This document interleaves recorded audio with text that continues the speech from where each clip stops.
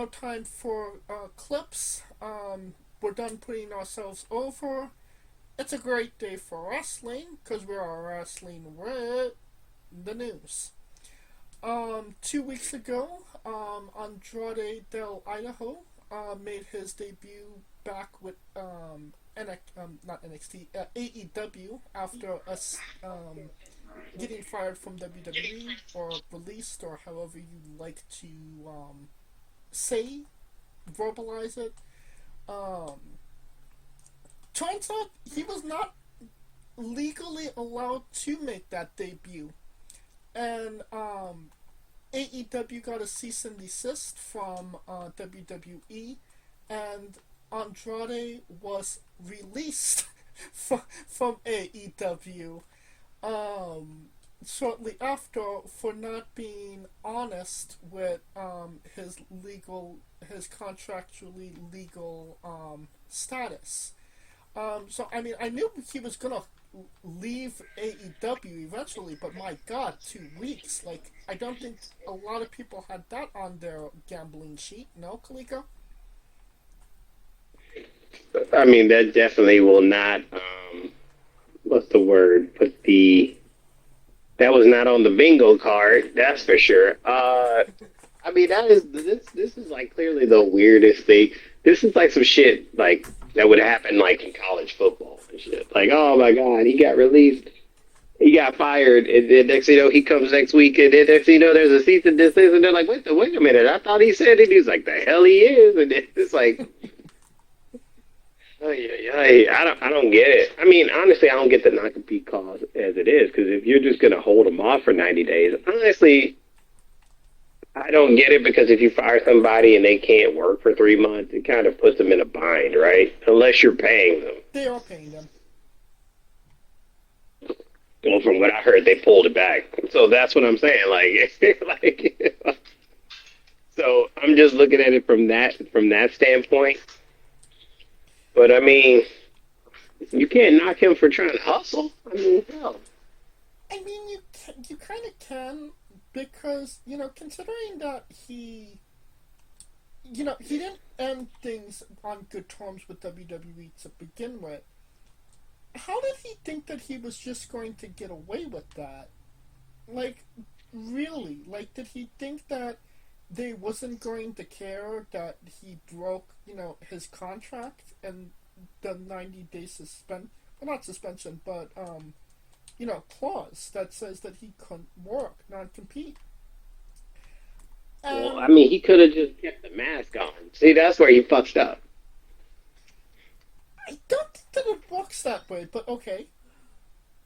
I mean, because here's the thing: if he keeps the mask on, it's plausible deniability. He's not exactly El Grande Americano at this point, Kaliko. He should have been a Grande Americano.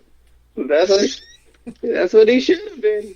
He should have pulled that out his ass, because that would have been a lot better. He also backwards, you know what I'm saying? Pull that El Grande Americano. I mean, clearly he just does not give a fuck at this point. Why would he? I mean, I get it, because divorce from Charlotte and I'm sorry why Charlotte divorced him, honestly. Wow, now we on Charlotte's side after all these years of bachelors. I was always Team Charlotte, by the way. He clearly cannot take direction. I mean, he can take direction. He just wants to do what the fuck he want to do.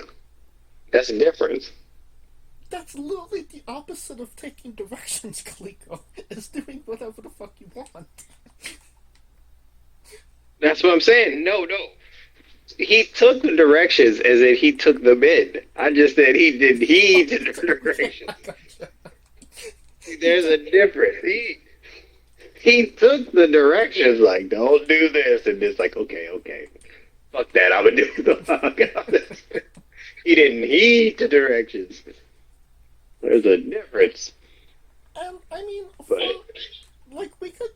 we could make fun of Andrade as much as we can, and obviously there's enough content at this point. But just from a serious standpoint, like AEW, like seriously, they did not check his Do contracts. due diligence.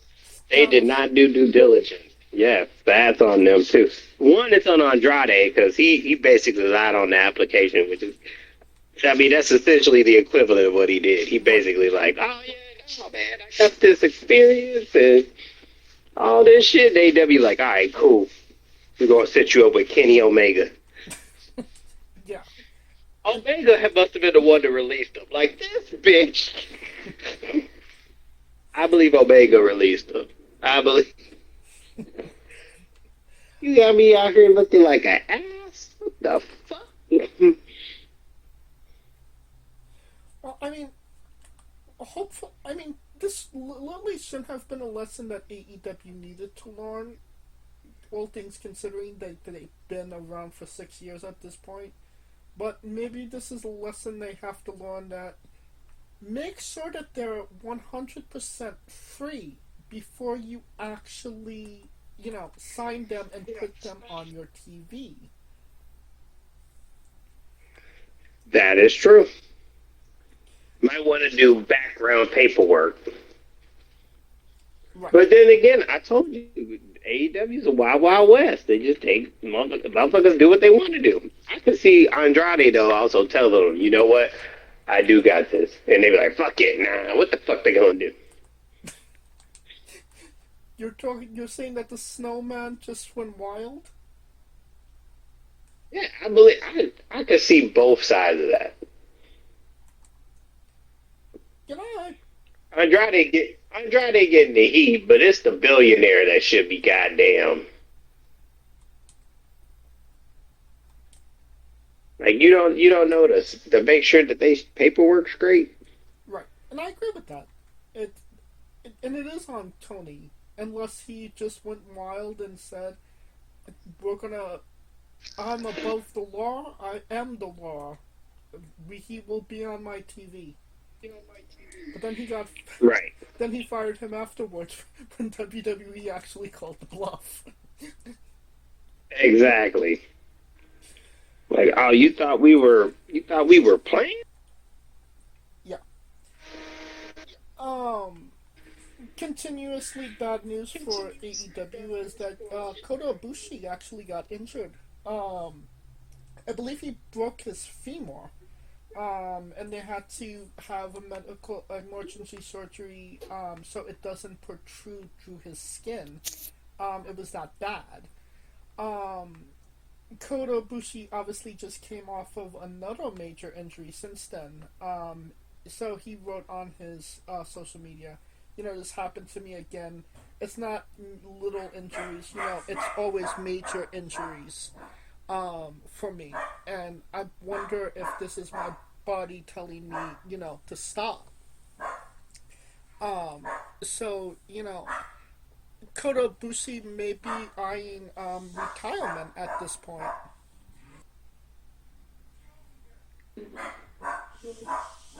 I mean, yeah, he. Hold on one I mean, second. Okay. Can, yeah, I'm here. I mean, his body betrayed him. I mean, but New Japan, they always work it cats to the end. So I mean, but I don't think he's been right since the Cruiserweight Classic. no, I would say the G1. With Okada, where he fucked up his shoulder. You remember that? Was that like the year he came back? That was. Like his second stint or the first stint? That was 2021, I want to say. Oh, his second stint back. It was either 2021 or 2022. But, I feel bad for him because obviously, he wants to wrestle. His body's just, like you said, betraying him. If it is that case where, he just needs to stop, I do wish him the best, and I hope he puts his health first. but yeah, whatever he decides to do, I do hope that he does put his health first because obviously his body is betraying him at this point. A lot of Oh yeah. Oh yeah, that's what we're hoping. Number one is his health. Number two is for wrestling. I mean, I get it. You want to, but at some point you're gonna have to listen to the body, man. Happened. It's happened to everybody. In his case, it just happened because it's just so much potential, and it just seems like it just caught him at the worst timing. I wouldn't say So potential, but there's definitely if he would have done maybe a lighter schedule or a lighter way of wrestling, maybe he wouldn't have gotten injured. And, he was in a position to kind of put people over at this point. He is a well known name. I don't think that he had, like another title run in him.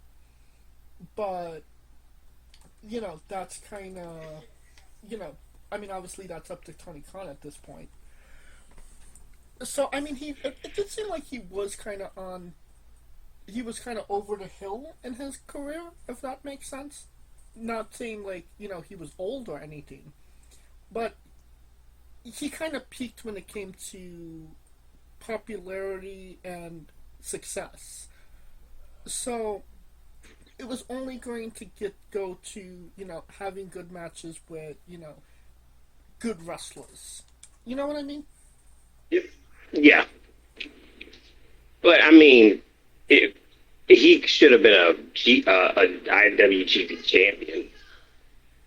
So, and that is not going to come to fruition. I mean, he was a New Japan IWGP champion.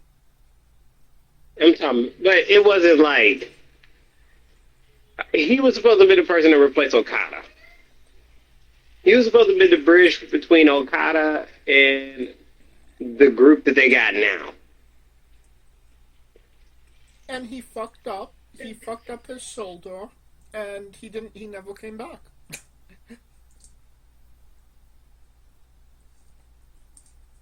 Yeah, that's true. He could not hold the ball. Um, Speaking of holding the ball or taking the ball at this point, it is rumored that Gunther will be John Cena's last match in Washington at the ending of the year. Um, I don't know how to really feel about that.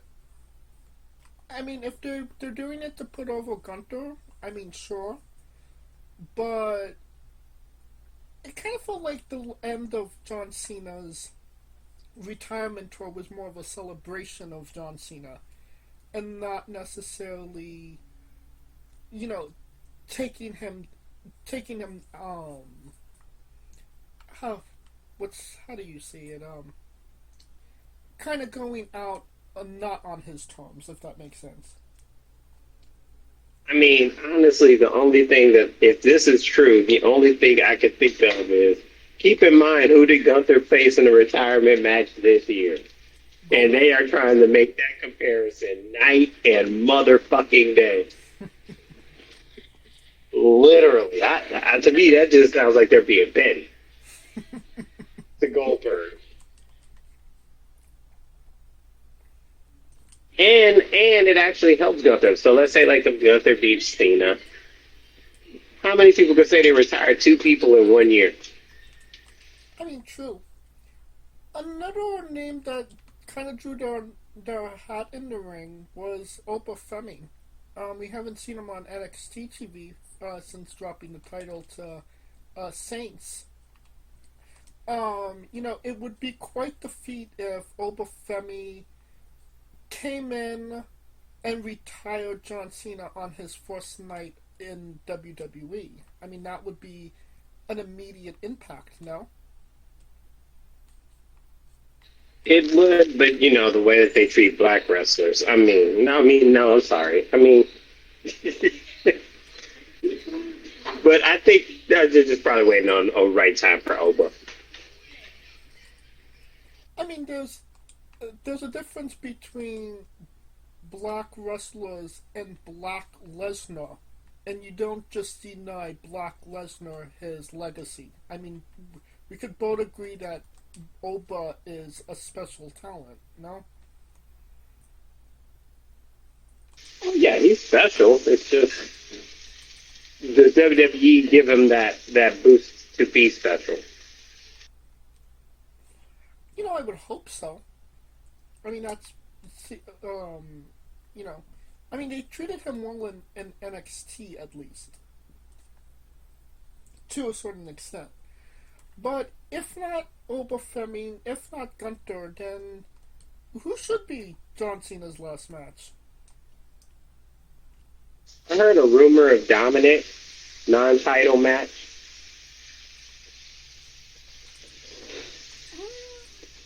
People are still holding out hope that it might be Edge. Boy, they better stop. I mean, They better stop. That ain't happening. I would have said that there was maybe a possibility of that happening. It didn't seem like WWE and AEW were on that bad of terms, currently, but since, the whole... Well, you see what happened to Andrade. Yeah, It would have been exactly. possible, but Andrade fucked it up for everybody. We didn't get Edge and John Cena one last time because fucking Andrade. Because, hey, Andrade lied for his job. Yep. It's quite interesting, it's quite bizarre to say, they kind of pulled out of nowhere Gunther John Cena. Um, One might say that it might even be AI, which is actually something that WWE is trying to work on. Um, they're looking to do AI generated storylines. They've been testing the software or ChatGPT or whatever they're using. And as of right now, the stories that they got were not great. And that's putting it nicely. They said that they were really trash storylines, so they're kind of putting that on hold. What are your thoughts and sentiments on WWE using AI to make new storylines? And why the hell they got all those writers? Like, make no sense. Well, I mean, I would But imagine that the thought is to fire those writers and just have the AI write everything. not because the AI can't put it. I mean, AI will give you the script, but I mean, I don't know. When it comes to, there's a difference between writing a script, because writing a script and then ad-libbing the script. See, that's the other thing. AI will give you a script on the fly, but the problem is that the crowd can be so fickle to where it could change on the dime. Right. So, I mean, prime example, Dominic Mysterio is supposed to be booed. AI writes him a storyline for him to try to get booed, but everybody loves him, so he's getting cheered. So what the hell AI is going to do to offset that? Or to improv on that, on the fly? And does the AI know about kayfabe and working and shooting? True. These are all questions. Um, I personally hate it. I am not a fan of AI in general. Um, if it's for, specific things, but when it comes to media that we intake, TV, movies, music, um, things of that nature, I'm 100% against AI. one of the most human things we can do that we've ever done is tell stories and create things. And when you leave that up to machines and you don't have that human touch, it's very evident. And that's kind of when we stop becoming human and we just become machines ourselves. So again, personally, I hate AI. I don't want to see AI writing my WWE storylines. I don't want to see AI in media in general. Unfortunately, it seems like the route that we're going. Hopefully, we'll discover evil AIs that want to take over, and it'll shut down the whole process in itself. A la Terminator, but we shall see. As that's a whole other topic for probably a whole different podcast, if I'm being honest. I mean, but honestly, with these AIs, it's been crazy because the craziest thing that's been going on YouTube is that they're doing like AI with MLK and Malcolm X joining DX and NWO and Betty White taking that. Bro, they had Gary Coleman versus Mini Me from Austin Powers, bro. It's been nuts. Bob Ross versus Mr. Rogers. I was like, what the fuck? Yeah, I saw that one. Funny as shit. It's good for that stuff, but it ain't good for like The real stuff. the real stuff. Yeah. Um, this is not AI generated. Sting's son, Stephen Borden, had his first ever match as a pro wrestler. Um, he teamed with DJ Drake against Darby Allin and Karrion Kross at an independent art show hosted by Darby Allin. Um, I mean, that's such a weird fucking sentence to say, but it did actually happen. Um, I mean, Sting was always an iconic wrestler, so I am interested to see what his son might do, in a pro wrestling setting. If he, whether he actually has something to do, um, if he has any, true ability as a pro wrestler has yet to be seen, but I mean, he does have the pedigree, no? No, his dad has the pedigree. He needs to prove the pedigree. It's true. Right. I mean, do you think that he can? You know, when it comes to second generation wrestlers, it's definitely hit or miss. It's either they're just as good or better than their whoever they're ascending, or they're literally completely off the map. Yeah, true. I mean, usually the third is the guaranteed, right? Is it though? Orton, Rock.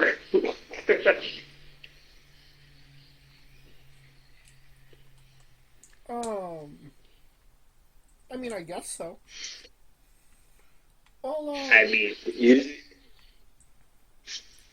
again, because see DiBiase, see second generation DiBiase.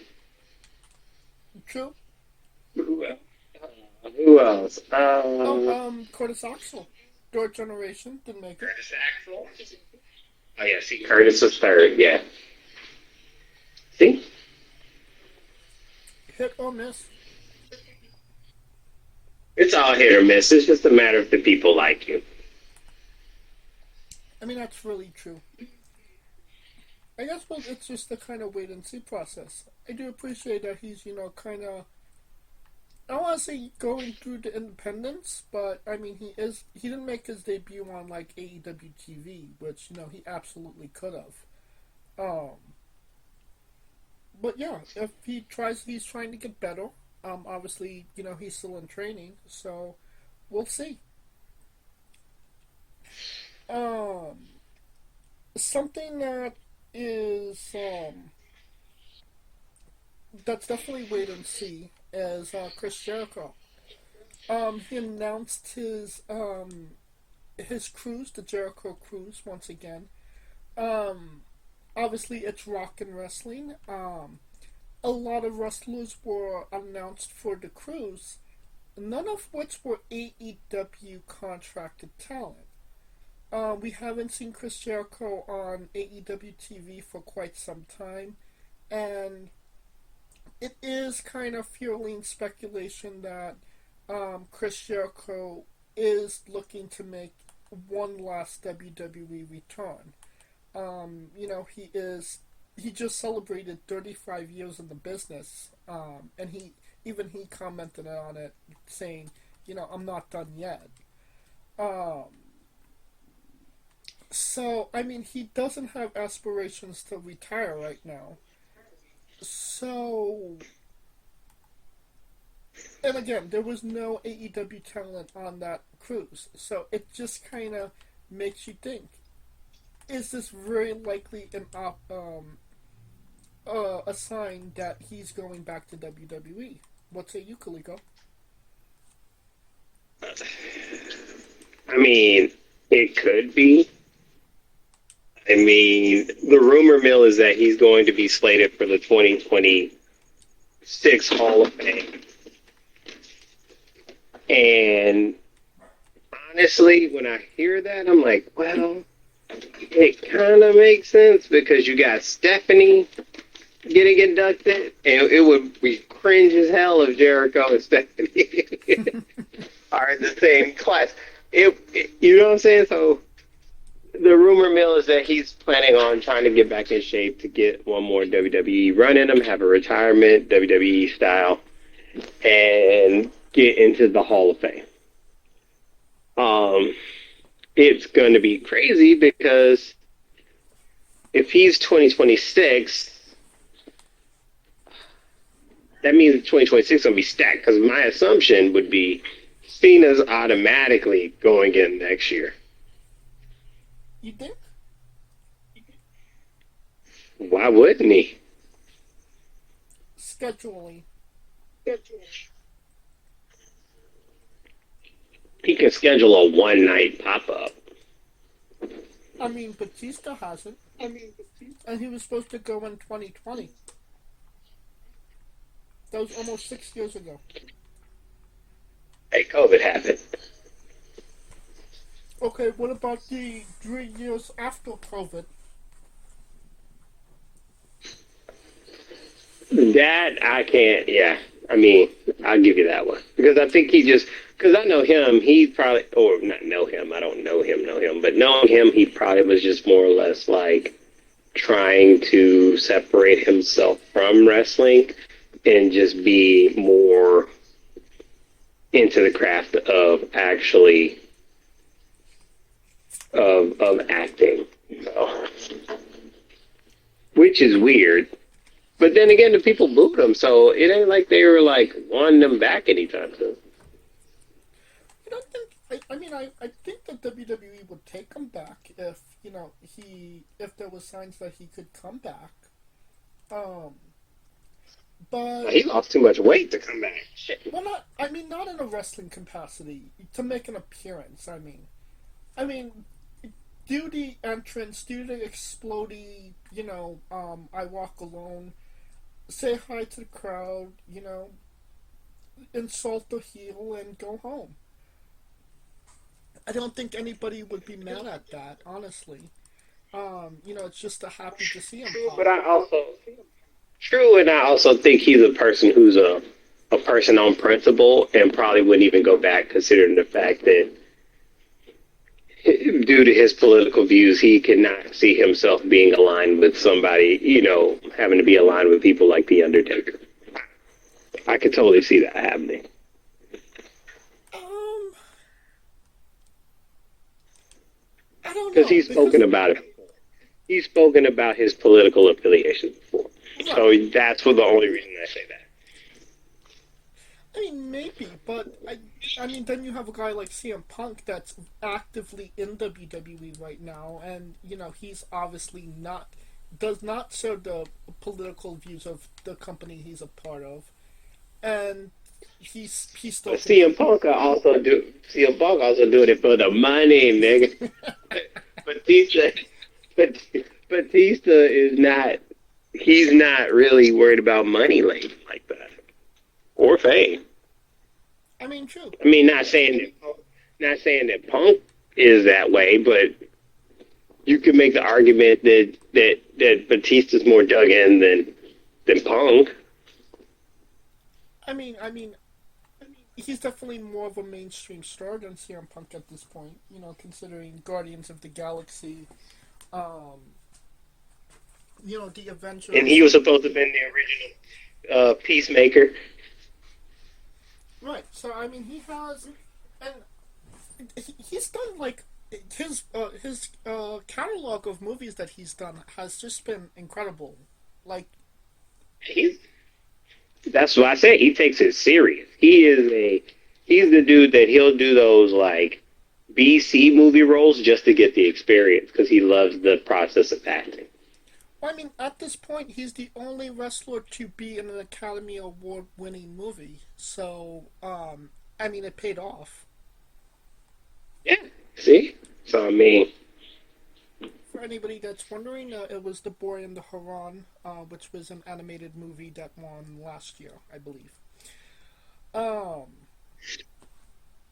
but yeah, Chris Jericho. I think we're getting one final run out of him. Um, it is going which to is be. weird because it would have been weird because it would have been cool for him and Cena. I mean, it could still happen. Supposedly his contract with AEW runs out in December, so the possibility of him actually making it for that last match is not out of the realm of possibilities. We'll see. We'll see. Everybody wants Edge, so it don't even matter. Well, we're definitely not getting Edge at this point, Yeah, unfortunately. y'all motherfuckers want Edge. All I say to that is fuck Andrade. Yeah, Andrade fucked it up for Yeah. everybody. Sorry, Andrade. I love you, man, but damn. Somebody we won't be seeing on John Cena's retirement tour is Jacob Fatu. He got injured. Supposedly a non-wrestling injury. Last night on SmackDown, he was supposed to fight Drew McIntyre for a number one contendership.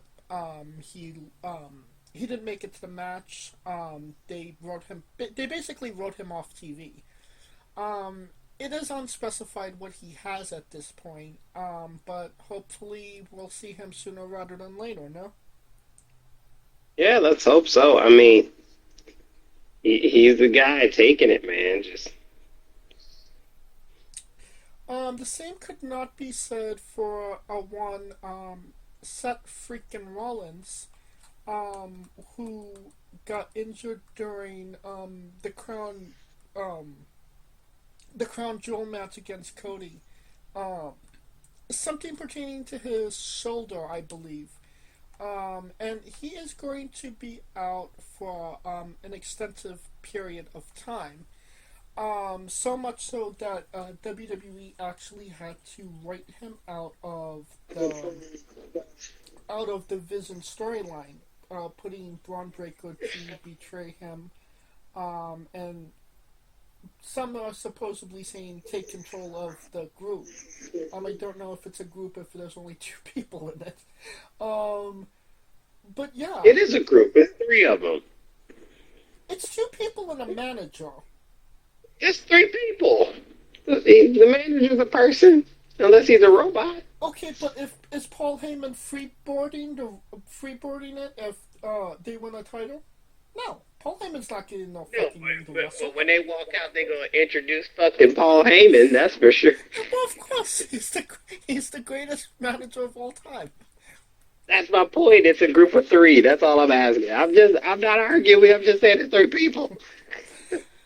So, I mean, it did seem like we were trying to get away from the vision to begin with, but I feel like we only had like maybe 2 more months of division to begin with, and this just kind of sped things up, which leaves a lot of things in limbo at this point. I mean, first and foremost, Seth Rollins is the heavyweight champion. War Games is coming up next month. Punk And is the number one contender.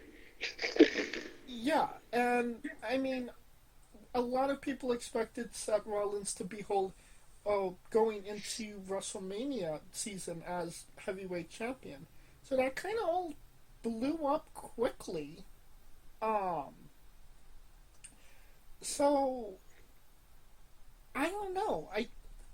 They could maybe fix something for Braun Breaker for as he's the leader, but I don't really see Braun Breaker as the leader of a group at this point. You know what I mean? I don't think it's okay. All right. Where should I start with this? How can I put this? How can I put this in a great, delicate way? Because I had this in my thoughts. Seth, first of all, Braun is not the leader of a group. Secondly, we'll get that out the way. Braun is not the leader of a group. It's just the group going its own way. And the reason I say that is because the way the group was put together, however, I can make the argument in the storyline that Seth wanted that Roman loyalty without putting in the Roman work. Or establishing the dominance that Roman did. And here's what I mean by that. When Roman was running the bloodline, when people lost, there were consequences, right? Right. So Braun and Bronson were losing, but Seth was not really establishing consequences. So that's one part. Secondly, Seth wanted, and when I say Seth wanted the loyalty of the group without putting the work in the group, how many times have we seen where Seth would be with the group and then he's done for the night, or he's leaving for the night, or you know what I'm saying? Right. No, I get what you mean. Which in my mind, I could see that as going, well, what the hell is Braun and Paul talking about, or Braun talking about with Seth gone? Because Seth is not there being in the field with them. And this is the one thing that's always been Seth's Achilles as a leader or of any faction. He architects it, but other than when he was in the Shield, he was never in the field with them. Damn, that sounds so good. Look at that. Ooh. Ooh. So the fact that he was never in the field with them breeds resentment, even with him being a person who was already established on his own. Him winning the stuff on his own was a given. We always knew he was a good talent. The problem is that he was trying to be a Roman-esque character without being a Roman-esque type of leader. Because it's a prime example. Everyone loves Roman. Roman hasn't changed. He's the same motherfucker that he's always been. Right. The only thing that's changed is how we view him. Seth doesn't have it in him. And that's not, I'm not saying it's not a knock on Seth the person, it's Seth the character. Seth the character is not a person where he is dropping a heavy hand on anyone for consequences, if that makes sense. Right. And by him not being that type of a person, it leads for someone like Seth to get caught up. You see what I'm saying? Right. So when Braun does that, I saw that coming a mile away and keep in mind, he's always been saying, that this group was business. It was always a business. It was never, you know what I'm saying? And like they say, no honor amongst thieves. Very true.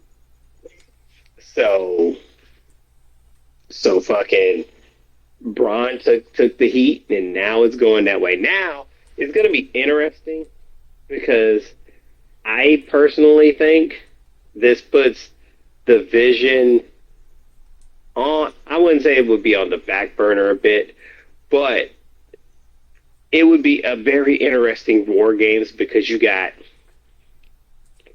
three groups of fractured people, and they all can't stand each other, which is the craziest thing I can ever say in my life. Because keep in mind, you got the Vision who just did this. You got the Usos and Roman who are not clicking, and you heard Roman, it only works one way, my way. So he knows he wants that heavy hand, right? He's just trying to avoid being that heavy hand. Right. And them three are gonna have problems. And then you got Punk and Knight, but Punk and Knight got problems with each other, and then Punk already got problems with the Usos. Punk and Knight got problems with the Usos, which eventually is going to get to Roman because they never really solved their issues from the earlier this year. So it's just a three-way dance that's going to be nuts, right? Who does it say CM Punk won't be the leader of the Vision? Ooh, okay. That's an interesting concept. Put CM Punk as the leader of the Vision. The only thing I would say about that is that Punk has been presented as a babyface for primarily his whole run back with WWE, and I don't think that they want to change that. But well, it's not. It's not. Honestly, isn't WWE is not heels and faces anymore. It's just about reasoning. but okay, but hear me out on one thing. What about Jey Uso? He's been struggling with being, as they call him, mini Roman Reigns, and Paul Heyman has that connection with Jay.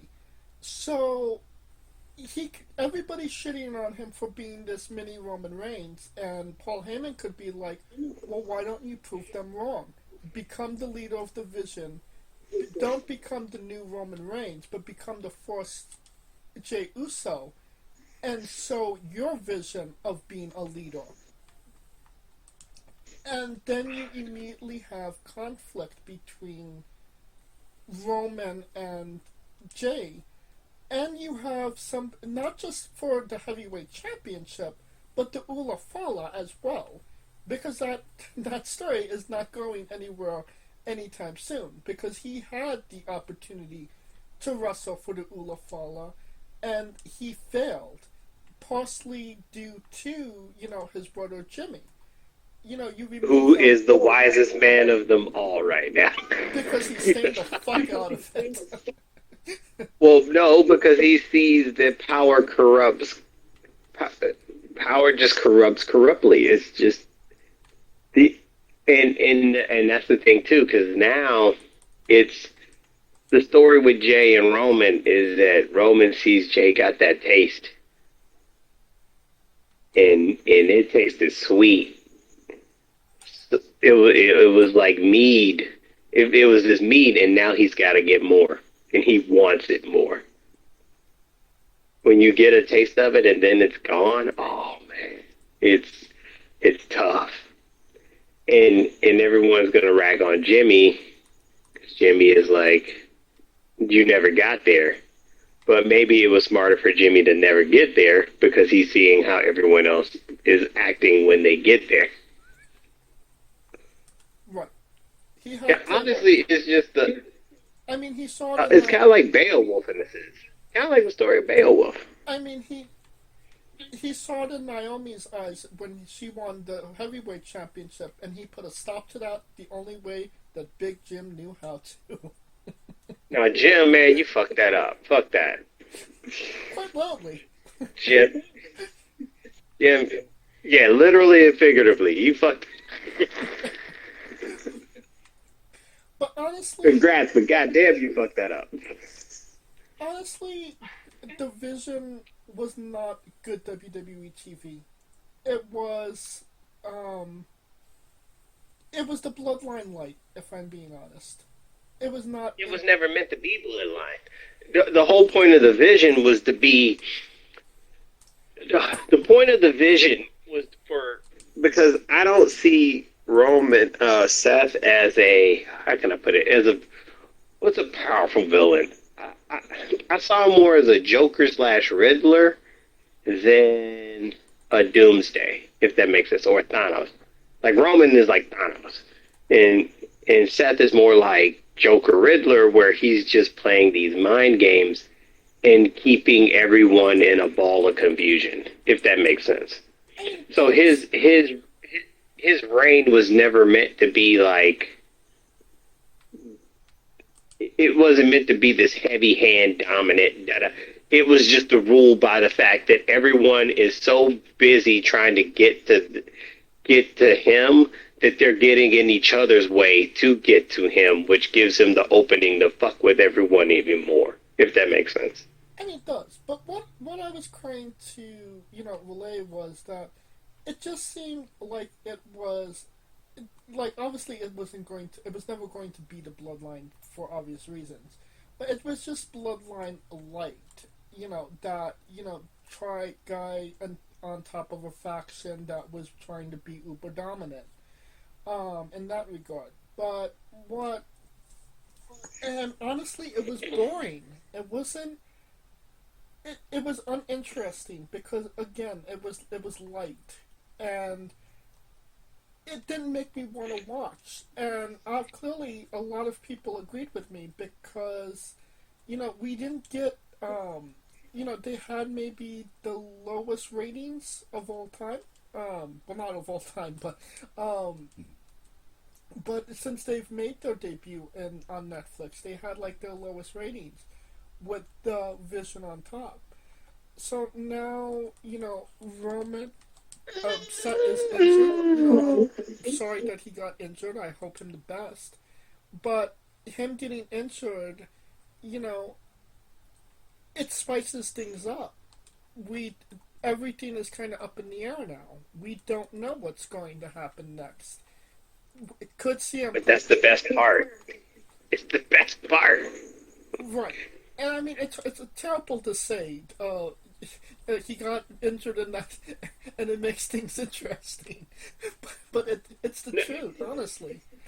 Oh. Well, wrestling has always been. I don't blame Seth for the lowest rate because I already knew when they signed that deal with ESPN, they were going to be second fiddle because they pushed their time up an hour because of the fact that Monday Night Football is now doing double headers on Monday. You see what I'm saying? So, prime example, last week, or this past Monday, which one would you rather watch?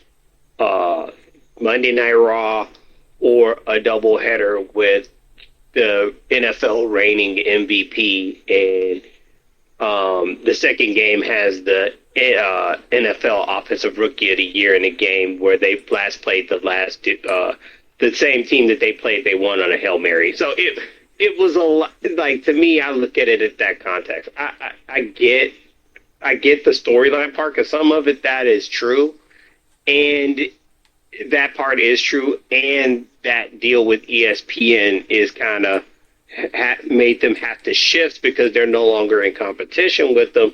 They're just kind of broadcasting alongside of them, if that makes sense. No, I get what you mean. No. So your point is totally 100% valid because, I mean, the Vision storyline was never got a chance to really cook because it didn't even.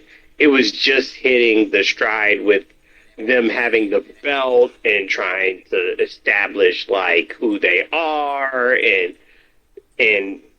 is Seth going to be the guy? Is Breaker still trying to be the second dude? What's going on with Bronson? So I get it.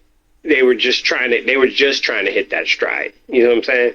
Right. And then the scare with the knee injury slash where it could have, and that's why I knew it wasn't a knee injury. They announced that shit too quick. Anyway, and see, I swear. But then again, who's to say that this ain't a work? So I mean, that's the other thing too. They pulled this shit out of their ass before, so who's to say it won't happen again? I hope it's that case, but it seems more likely it's going to be the legit surgery. But I mean, they just never got a chance to show who they were. But then again, the group in itself didn't start getting cohesive as a unit until they got the belt and then the crown jewel and constantly getting over on Punk and getting Roman to getting like pissed off at his cousins who are pissed off at Knight and Knight's pissed off at them and he's also pissed off at Punk because they're all, you see what I'm saying? That Fatal 4-Way was really the genesis of the storyline. Right. To me, the Fatal 4-Way in Paris was the genesis of the whole storyline because everyone has a reason to get to Seth, but they're too busy in each other's way to get to Seth. And Seth is just running around picking and prodding everybody. And that's what I thought it was going to be. And that would have been a good way because it's like he's just basically, hey, you need to do this with this and this with this. And you know what I'm saying? More of an instigating. Right. More of an instigator. And, you know, so I saw it. I just wish it would have ran its course, of course. Well, as of right now, it did run its course. Something else that ran its course was WWE LFG. 2 weeks ago, they had their season finale. Danny Sakelski and Shiloh Hill are your two winners of LFG season 2. I'll say this: season 2 wasn't nearly as good as season 1. Season 1 really, flushed everything out. Well, season 2 was a little bit more generic, and the fact that there is clearly, influence between Undertaker and Michelle McCool for Michelle McCool to win. It was so blatantly obvious. Even Booker T and Bubba Ray were rolling their eyes. So I didn't necessarily. I felt like there was a lot of unnecessary drama. Like LFG just kind of became a scripted show in itself. But the people that actually won, I do agree with. Danny does deserve to be on the main, well, not the main roster, but NXT TV. NXT, yep. I could have made the argument that she was more ready 1 year ago when Tyra May Steels won, rather than Tyra May being on the main roster. But, obviously I digress. And, I mean, Shiloh is such a presence. I mean, he kind of already seems like he's a star, just being on LFG. Obviously very likable. So I think that he'll do very well on NXT TV as well. But what say you, Kaliko? I think they'll do well. But the funny thing is that I have a guy who shall remain nameless. He basically is doing all the filming for LFG. Since he got there, season 1 was already underway when he was there. He's working season 2, and he's going to be starting on season 3 very shortly. So he's already looking at the talent, and he's like, the talent that they're coming in for season 3 is serious. He just hopes that WWE does him justice, and I believe that is the case as well. I mean, but then again, when you think of WWE, it's Taker. I mean, I get it. Bubba Ray and Booker T gonna look crazy, but Taker is the longest tenured guy. He's kind of got more sway than most, right? Especially when it comes to things like that. And if that were the case, you know what I'm saying? Right. Because to me, and then you also look at the fact that I just don't like the fact that it just seems to poo-poo on the fact that Bully Ray and Booker T's have their outside wrestling school influences. Does that make sense? Yeah, I kind of find it hard to believe that, and this is with, I mean, even with Taker winning last year, and Michelle McCool's winning this year, a group of people and who's never had like the experience well, I wouldn't say Taker had the experience of teaching, but it's not something that he's just engaging in every day, right? Right, but I mean, it is WWE, and WWE's a walk, and obviously they're going to want Undertaker to be the first ever LFG champion. Yeah, but Booker T's resume is way better than fucking. But he's not the Undertaker. That ain't no. I'm talking about his. I'm talking about his student resume. Not even his wrestling resume. His student resume. But I mean, if you look at season one, even though Undertaker won the points, who got the contract? Booker T's guy got the contract. Yeah, so that's what I'm saying. So you would think that would correlate, but It kind of does, even though it doesn't. I mean, but they're kind of LFG is pretty much tough enough. I mean, not even tough enough, but UFC is WWE's version of Ultimate Fighter. There you go. There it is. And I really hope that they change things up in LFG season 3. That it leans more towards what they were doing in season 1 rather than season 2. And maybe get another coach to kind of distribute the points, so it doesn't seem so lopsided between Undertaker and Michelle McCool at the top. I mean, yeah, I would say. Well, Danny and Shiloh are contracted to NXT. Santos Escobar, his contract was dropping. He was not renewing, and then just on like the eve of his contract expiring, WWE offered him a new contract that he could not refuse, and he actually resigned. So Santos Escobar will be continue working for WWE, which I get. He's the anti-Andrade. He speaks well, he wrestles well, he handles himself well. This could have been, a real mess when it came to negotiating. But, obviously both sides were civil to actually figure something out. But I really do hope that they try and work something with Santos, that he could actually shine, because I do think that he's a great talent that could benefit WWE, especially SmackDown. But what say you, Calico?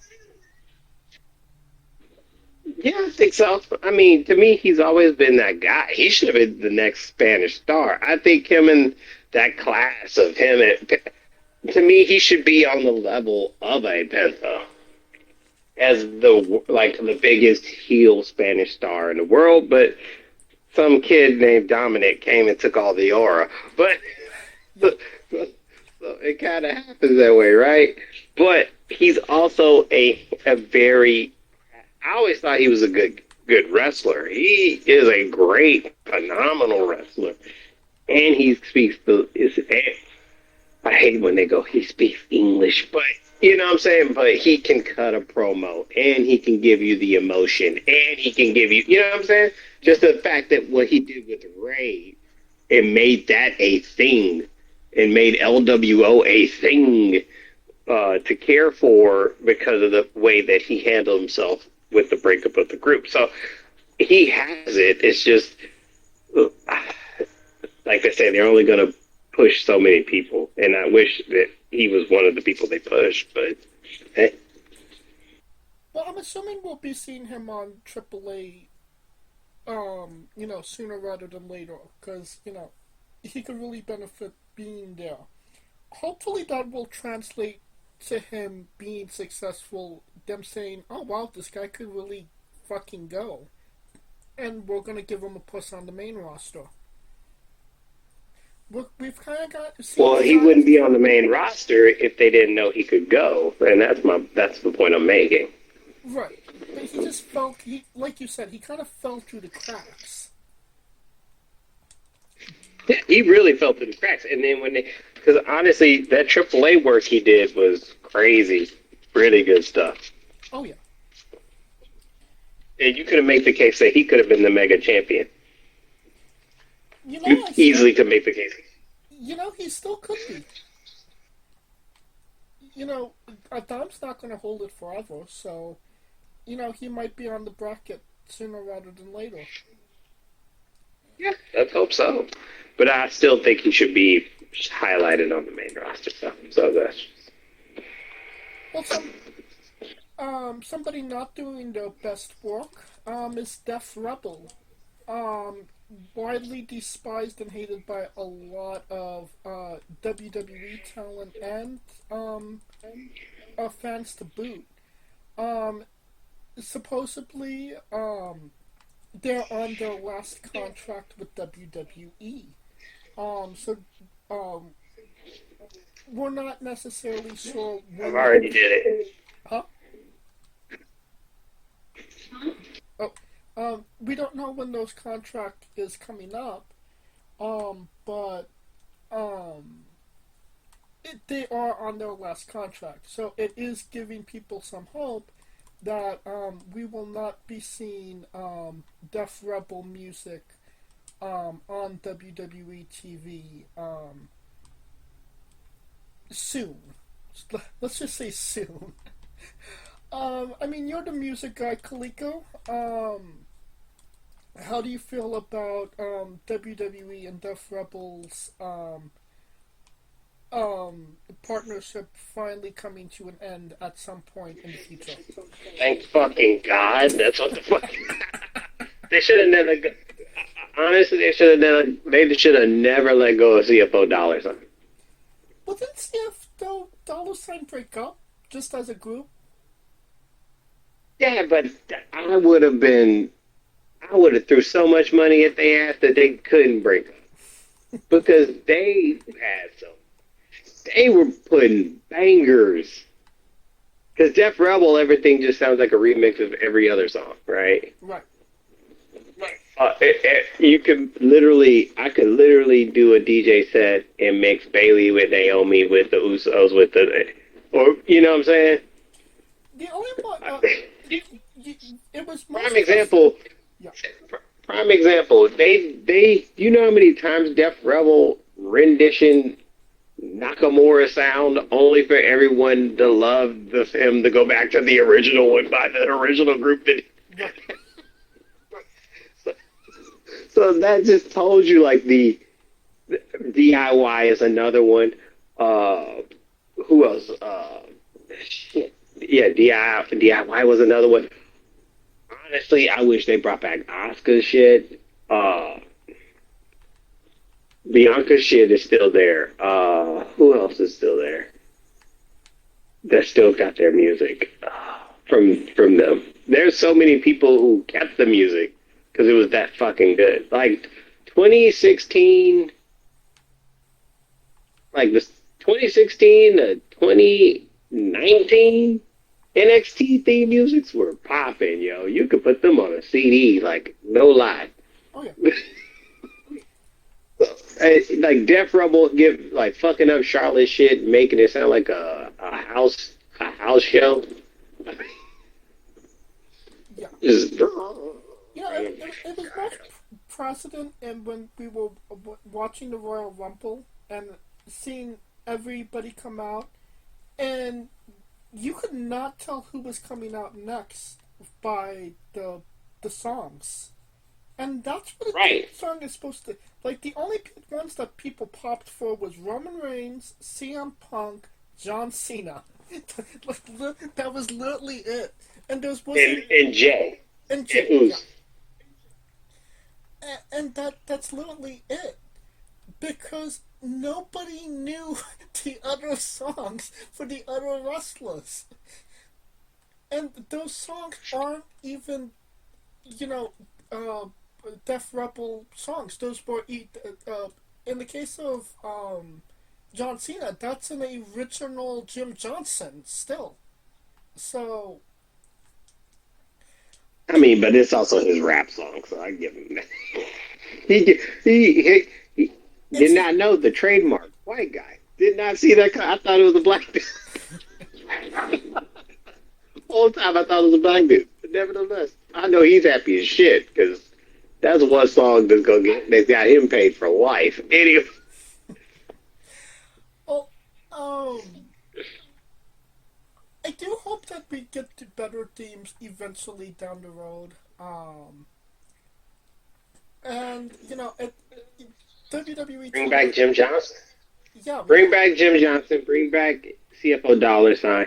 Bring back Jim Johnson for the people who kind of need the acoustic sounding, the old school feel. Because there is some wrestlers who I think that does better with those type of guitar riffs and mixture that he does so well. And then CFO dollar sign, honestly, is to separate that from the new generation because there was at one point you could give a distinction between main roster and NXT, and now it's like, goddamn, they're all sounding the same. it blends together.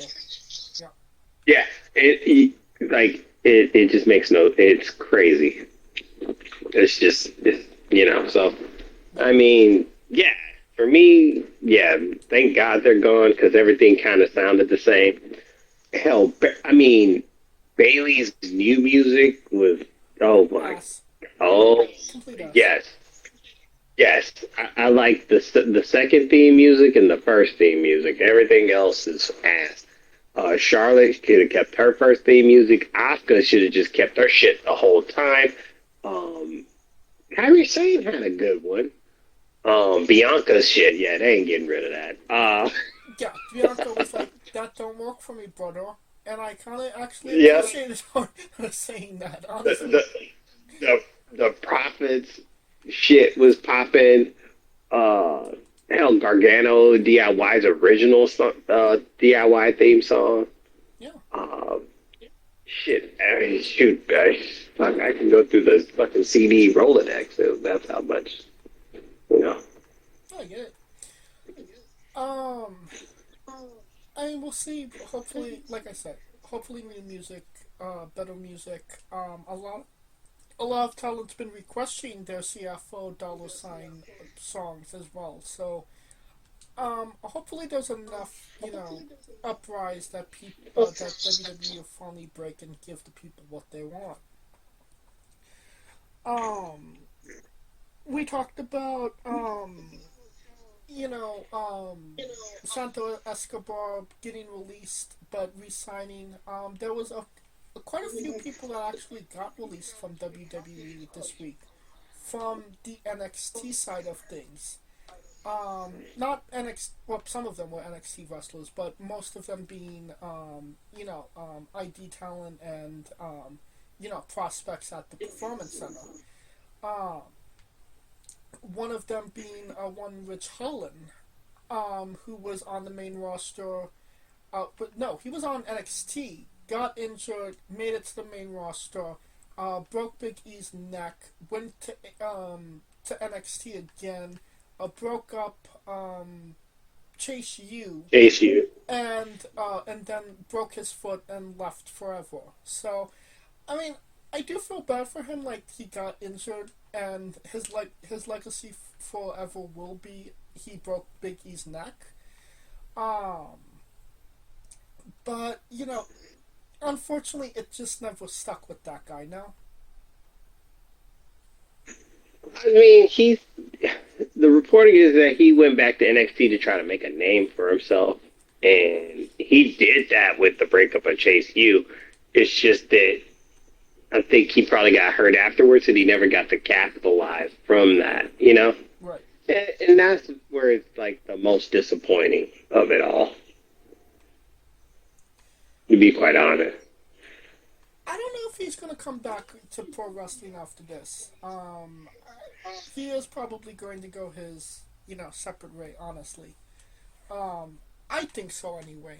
But, I mean, maybe he'll make a trip down to TNA or even AEW at this point. Who knows?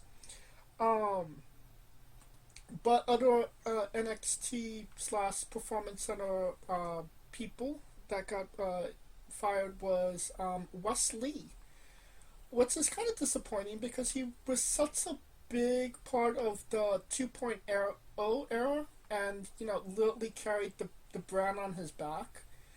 Um, his heel run didn't necessarily do him any favors, and when it came to, the guys that are bouncy, let's just say, he didn't have as much bounce as them. So, I mean, it just didn't work out for him in the end, unfortunately. Unfortunately for him, I'm sure that those TNA will take him back and he'll be a part of the Rascals again. Which is kind of unfortunate because he kind of showed that he was the Shawn Michaels of the Dream. Mm-hmm. Stevie Turner, who was the general manager of Evolve, I don't quite know what her purpose was being on the main, doing what she was doing. But whatever she does next, I'm sure I'd be only a fan of hers. Um, Lance and Hawaii is actually a surprise because that last name uh, related to The Rock and Roman Reigns, so I'm not quite sure what happened there. Can't keep them all. Can't keep them all. I mean, they've done a pretty good job of keeping them all so far. I mean, they can try. That don't mean that they'll be successful. Oh, well, they, they're not keeping Lance, unfortunately. Um, Jim Talla, don't know who that is. Uh, Draco Knox. Hayes Jamison, who was actually on LFG last season, who I thought legitimately had a great personality and could have made it on the main roster sooner rather than later. I think she could have been a really big star. I don't know what was the disconnect for WWE that they're letting her go, but I think if she sticks with pro wrestling, she might actually be pretty successful at it, and she might make a return. Who knows? Well, Huh? well, like I told you, a lot of these releases sometimes is not, or as we were talking before the pre-show, a lot of these releases are not just for like money reasons. So, Right.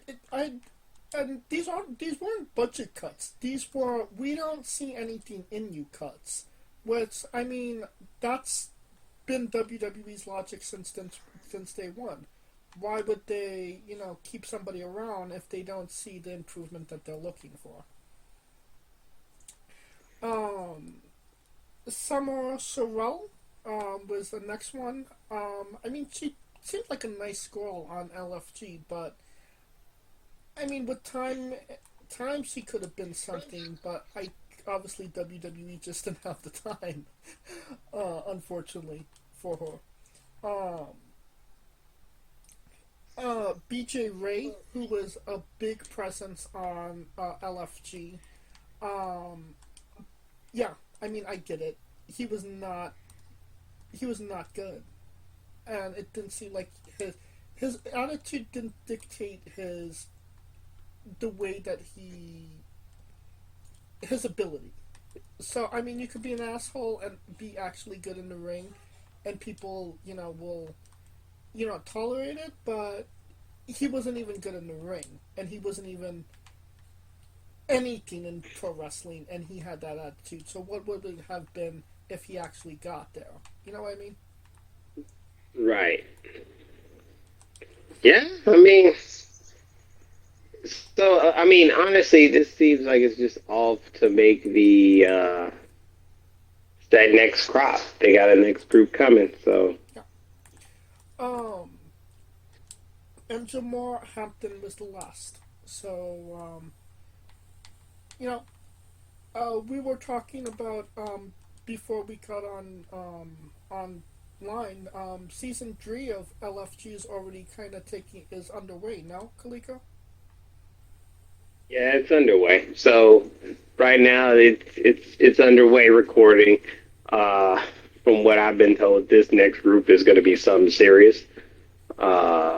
So we'll see how WWE deals with it, and they wouldn't make that many cuts if they didn't think that this group, coming in had loads of potential, right?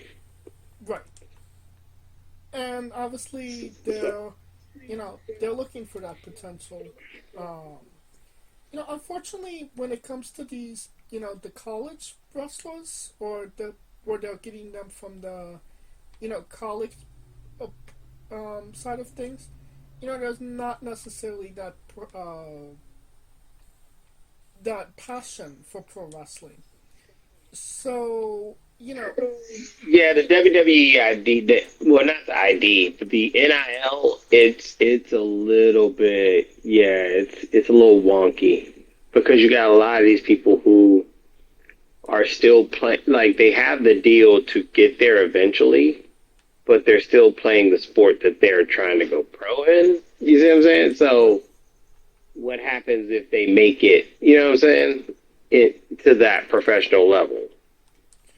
right. It, And I always kind of go back to Kurt Angle, because Kurt Angle was like the prototype of that, of how you can so easily transition from another sport to pro wrestling, because he just had that gift of gab. Unfortunately, not every athlete has that. And when it comes to the um, this affiliate program from WWE, if they hire 10 people from there, but only one is successful, then that's a success in their book. And I mean, you're kind of seeing that right now. Because, I mean, Kalani was successful, and she didn't come from a wrestling background. And I mean, Sol Ruka, I mean, she just mentioned not too long ago that she didn't watch wrestling before being a pro wrestler. So, I mean, for some people, it just works and clicks. And I think they're going to get their money's worth out of, Sol and Kalani. But again, it doesn't work for everybody. well, for to give Kalani credit in her interviews, she's always been an avid wrestling watcher and a fan. And she self admits she was just like, it's not like that I didn't think that they were just gonna, she just didn't know how to go about how they recruit, right? And then she was still in her I think it was gymnastics phase at that point. I believe so. So yeah, they reached out to her and she just took the leap and went all in. So I mean, at least she had somewhat passion for the business. Sol Ruka is totally her own person, and but honestly, she's the antithesis, the anti what's the word, prototype that they're looking for.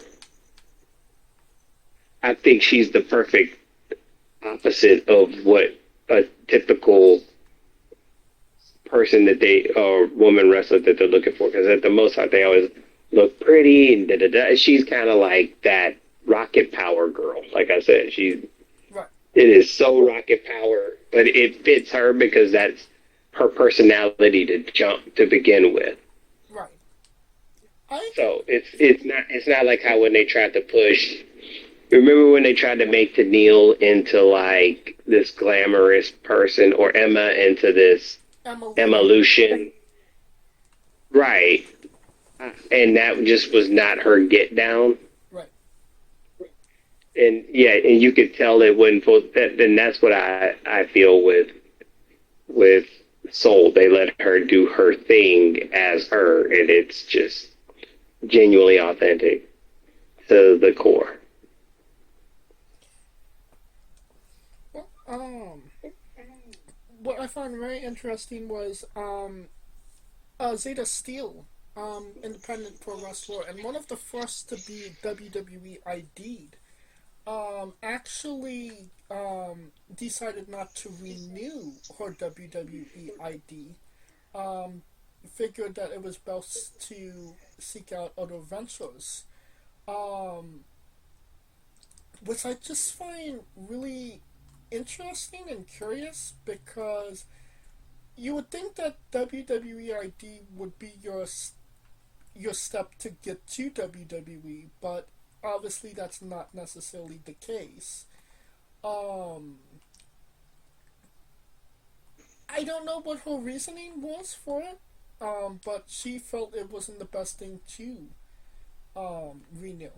So I mean, it kind of just kind of proves that just because you're ID'd doesn't mean that you're you're going to make it to the big show. You know what I mean?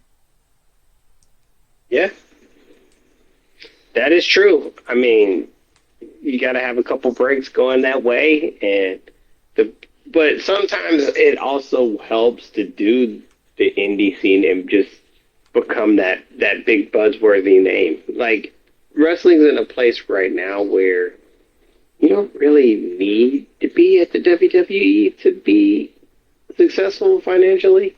Yeah, to make money. So I mean, yeah. So I mean, it's not the end all be all that it probably was 20 years ago. Hell, even 10 years ago. Right. I mean, obviously, if she's making the money that she wants to, where she is, then good on her. It's not everybody's desire to be in WWE as well, as weird as that sounds. But it is true. Um, on the opposite end of that, Kaylee Ray, they decided not to renew her contract after she announced that she was pregnant. Your first WWE ID champion, no longer ID'd, just pregnant and not walking. Yeah, that doesn't look necessarily look the best for WWE if I'm being completely honest. Well, everybody getting pregnant, or just Fi- Firing a pregnant lady. no? I mean, they didn't fire her. They just they're like, yeah, your contract coming up. We're good. And I mean, that's not. Isn't that kind of terrible? Is it? I mean, I mean, but Kylie Ray has been a very interesting person when it comes to her in WWE. or in pro wrestling in general, I would say. There we go. You see what I'm Yeah. So, I mean, not the best, but I mean, we'll see what happens there. Yeah, I mean, there's not really much more that could be said about it. Um, and our last bit of news, Bret Hart pulled out of a meet and greet at some type of Comic Con because Bill Goldberg was also going to be in attendance for said show. New York. It was New York. Yeah, so Take it to his guns. yep, he said, "Fuck Hit it the 10 toes down on that. You fuck the 10 Bill toes down Goldberg." on that. To the end. Homie, don't play that. So yeah, look, I would love to have some type of battle battle of words between Goldberg and Bret Hart just to kind of see them, cross each other out. I mean, that would be hilarious. Um, if they're willing to make money on it, and I Brett still has that Carney vibes in him. I think he'd be up for it. Um, but Hmm. I don't know if Goldberg would be though. Oh yeah, Goldberg. Nah, Goldberg don't care. Yeah, I mean he said that he apologized, so there's not more than he could do. So I mean it is what it is. But again, selfishly, I'd like to see some type of conflict between the two of them because it's just entertaining. Oh no, we don't need that. I, that will conclude our coverage of the news. And now a quick word from our sponsors. Hey, folks, this is the Colossal Mike Law, and you are listening to Wrestling with Entertainment. Enjoy the show. Support these guys. We appreciate it very much. We'll see you at ringside.